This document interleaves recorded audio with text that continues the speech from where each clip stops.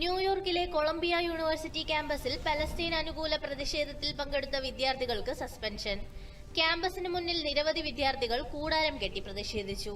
അതേസമയം പ്രതിഷേധക്കാരിൽ ഭൂരിഭാഗവും സർവകലാശാലയുമായി ബന്ധമില്ലാത്തവരാണെന്ന് യൂണിവേഴ്സിറ്റി പ്രസ്താവനയിൽ പറഞ്ഞു. യുഎസിലുടനീളം സമാനമായ പ്രകടനങ്ങൾ നടന്നുവരികയാണെന്ന് റിപ്പോർട്ടുണ്ട്.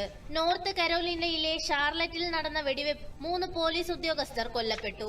ഒരു ഡെപ്യൂട്ടി യുഎസ് മാർഷലും 2 പ്രാദേശിക ടാസ്ക് ഫോഴ്സ് ഓഫീസർമാരുമാണ് കൊല്ലപ്പെട്ടതെന്ന് വാർത്താ ഏജൻസി റിപ്പോർട്ട് ചെയ്തു. ആക്രമികളെ പോലീസ് കസ്റ്റഡിയിലെടുത്തു. കെനിയയിലെ റിഫ്റ്റ് വാലിക്ക് സമീപം ഡാം തകർന്ന് 42 പേർ മരിച്ചു. രാജ്യത്ത് കനത്ത മഴയും വെള്ളപ്പൊക്കവും കാരണമാണ് അപകടമുണ്ടായതെന്ന് ഗവർണർ സൂസൻ കിഹിഗ പറഞ്ഞു.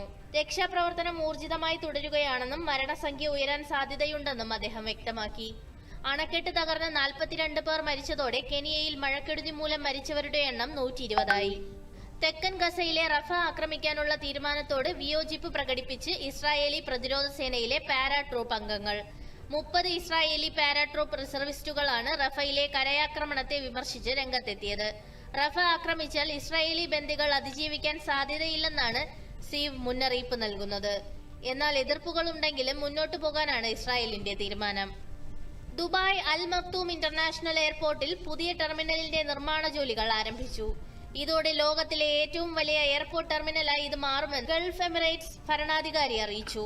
ലോകത്തിലെ ഏറ്റവും തിരക്കേറിയ എയർ ഹബ്ബുകളിൽ ഒന്നായ ദുബായ് അന്താരാഷ്ട്ര വിമാനത്താവളത്തിന്റെ 5 ഇരട്ടി വലിപ്പം ഇതിനുണ്ടാകുമെന്നാണ് വിലയിരുത്തൽ.